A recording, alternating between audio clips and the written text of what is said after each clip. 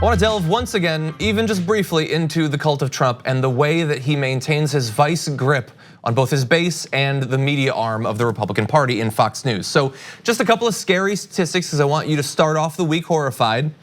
So 40% of the country in a recent poll says that they want to see him reelected. Now that is lower than most other presidents at this point, other than Bill Clinton, who I think was at 38% at this same time.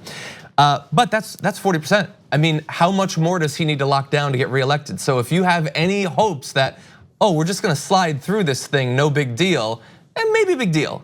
Also, interesting stat, after the Michael Cohen testimony, after everything that we've learned over the past couple of years, Catherine Rampell tweeted out, NBC survey, 37% say they believe Trump has been honest and truthful when it comes to the Russia probe.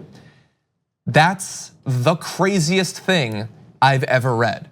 I mean, look, not only do we know that he's lied about multiple aspects of it and then had to change his story or contradict himself, he continually every day lies about the very nature of the investigation itself, saying that it's illegal, that it's unconstitutional that he's being investigated. That is simply an incorrect statement of fact right there.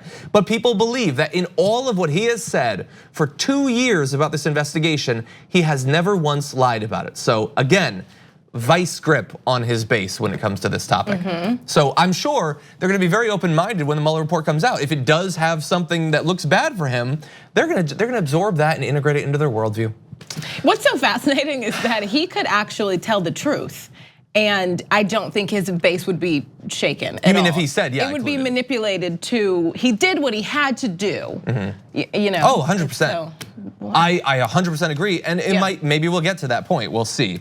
But I wanna go a little bit farther into this, into how Fox News has protected him since even before he was elected. So in the New Yorker, Jane Meyer had a write-up about a very interesting fact. So according to Meyer, as the 2016 presidential campaign was in its final stretch back in 2016, FoxNews.com reporter Diana Falzone had, quote, obtained proof about Trump's affair with Stormy Daniels and had confirmed it with Daniels' manager and former husband. She also had emails between Daniels' lawyer and Michael Cohen about the hush payment and non-disclosure agreement to keep Daniels from speaking out. But the story never came out in advance of the election. Editors kept punting on it, and former Fox executive Ken LaCourte reportedly told Falzone, quote, good reporting, kiddo, but Rupert wants Donald Trump to win, so just let it go. Referring to media mogul Rupert Murdoch, who created Fox News.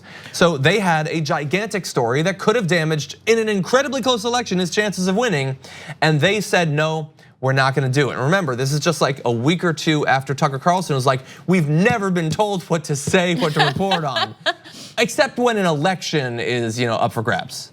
That was so, not, I shouldn't say funny because it's horrible, but isn't that a conversation that you imagine happens all the time? Oh, about stories like that? Yeah, just in Fox News. Yes, right. Oh, 100%. Yeah. I mean, look, it's projection, Tucker Carlson saying that they're not told what to say. I've never seen talking points disseminate more quickly than through the hosts on Fox News. Right. They talk about issues in the exact same way, they push the exact same stories. They're not twins, like somewhere it's coming from, and I would say it's from the top. Another thing though, and this is just kind of funny, the ridiculous symbiotic relationship that Donald Trump has with hosts on Fox News. So sources that know him and worked with him for literally years say he wakes up to watch Fox and Friends because he literally sees them as his friends. This is a guy who doesn't really have friends outside of that. And he's told confidants that he's ranked the loyalty of many reporters on a scale of 1 to 10. Bret Baier, the chief political anchor for Fox News, is at a 6. Sean Hannity is at a 10. Steve Doocy is so adoring that Trump gives him a 12. A sort of rating that only Dog Rates does on Twitter as a joke.